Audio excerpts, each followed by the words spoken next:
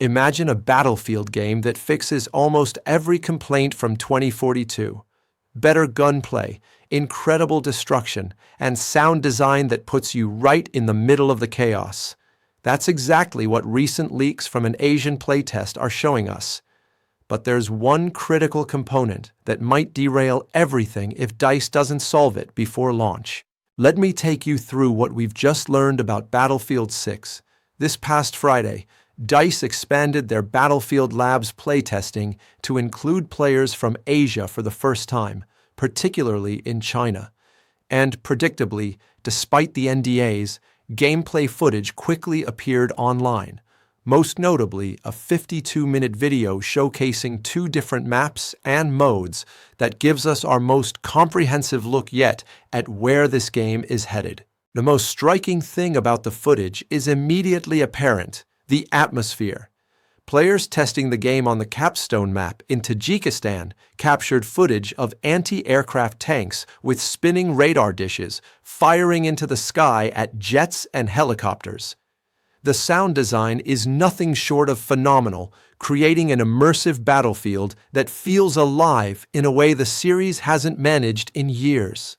This attention to sensory detail seems to permeate throughout the entire experience.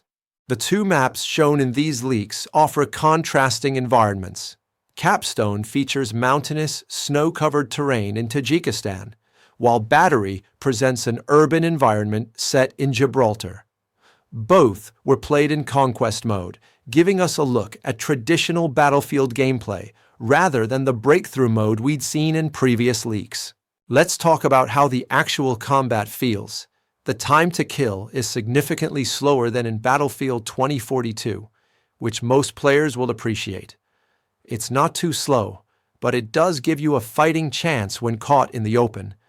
This is balanced against slower traversal speeds. There's apparently no tactical sprint in the game. The result is an interesting dynamic. You're exposed longer when crossing open areas, but the longer TTK gives you more opportunity to reach cover or return fire. Meanwhile, attackers need to maintain better aim and recoil control to secure kills. One of the most exciting aspects revealed in these leaks is the destruction system.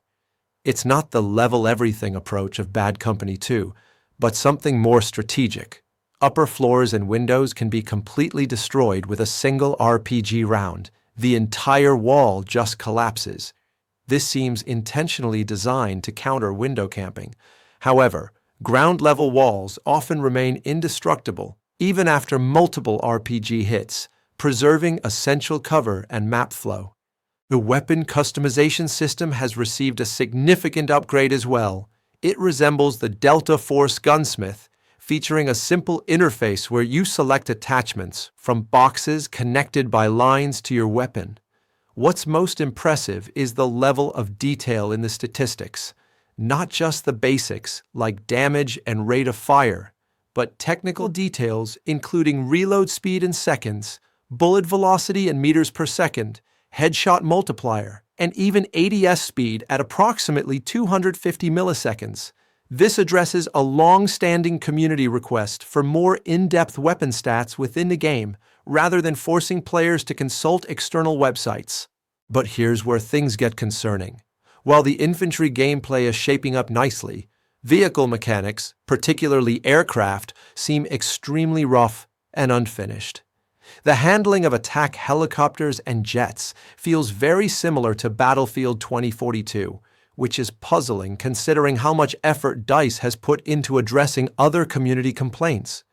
Even basic elements like the cockpit view are broken, with the camera positioned incorrectly, so you're looking at your character's knees rather than the HUD. This could signal one of 2 things. Either DICE isn't focusing on vehicle play during this testing phase, or they're genuinely behind schedule on implementing proper vehicle mechanics. Given that EA CEO Andrew Wilson has indicated the game will release later this year, this raises serious questions about whether there's enough time to get everything polished. Speaking of weapons, RPGs in particular show minimal drop-off, similar to Battlefield 2042's M5 Recoilless, rather than Battlefield 4's more pronounced projectile physics. This simplification reduces the skill required for long-distance shots, which some players may find disappointing. When you snipe a helicopter out of the sky in Battlefield 4, you had to calculate both movement and drop, making those shots all the more satisfying. It's worth noting that everything we've seen so far only represents the all-out warfare mode.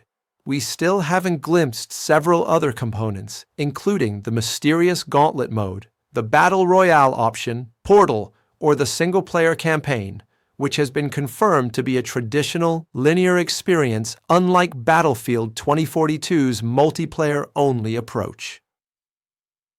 So where does this leave us? Battlefield 6 is showing tremendous potential to be the game fans have been waiting for. The sound design is spectacular, the destruction is strategic and impactful, and the gunplay seems well-balanced. But vehicle gameplay, a cornerstone of the Battlefield experience, remains worryingly underdeveloped at this stage. Will DICE have time to refine these aspects before release, or will EA push the game out before it's truly ready? The tentative launch window appears to be October or November 2025, with an official reveal expected this June during Summer Game Fest. A wise move is to remain cautiously optimistic but hold off on pre-orders until we see more. What do you think? Are you excited by what you're seeing in these leaks, or are you concerned about the state of vehicles? Let me know in the comments.